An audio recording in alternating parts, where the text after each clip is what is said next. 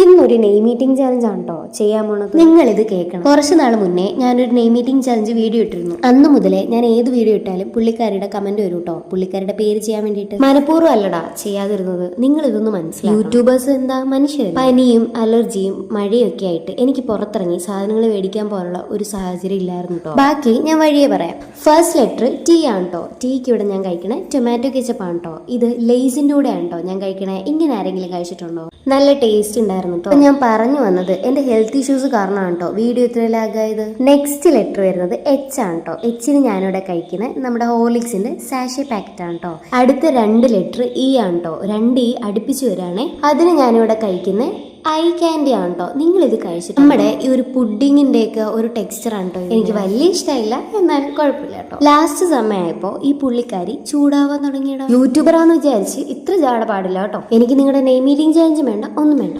ജാടയൊന്നും അല്ല മക്കളെ, ബാക്കി വഴിയെ പറയണം. ലെറ്റർ ആറാണ് കേട്ടോ. ആറിന് ഞാനിവിടെ റൈസ് ആണ് കേട്ടോ കഴിക്കണേ. റൈസിനെ പറ്റി പിന്നെ എന്ത് പറയാനാണ്.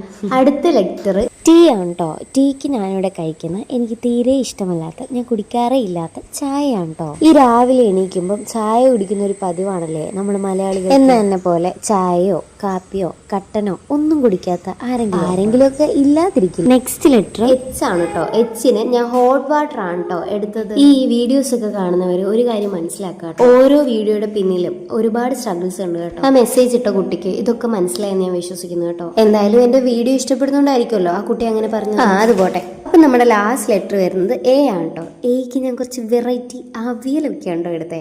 മീൽസിൽ എനിക്ക് ഏറ്റവും ഇഷ്ടപ്പെട്ട ഡിഷാണ് കേട്ടോ അവിയല്. നോൺ വെജ് ഐറ്റംസിനെക്കാളും ഇങ്ങനെയൊക്കെയുള്ള കറികൾ ഇഷ്ടപ്പെടുന്ന ആൾക്കാരുണ്ടോ? ലൈക്കും സബ്സ്ക്രൈബും ചെയ്യാൻ മറക്കല്ലേടാ. നമുക്കെല്ലാവരോടും സ്നേഹം മാത്രമേ ഉള്ളൂ. എന്നാ ഞാൻ പോട്ടെ. അപ്പൊ ബൈഡാ.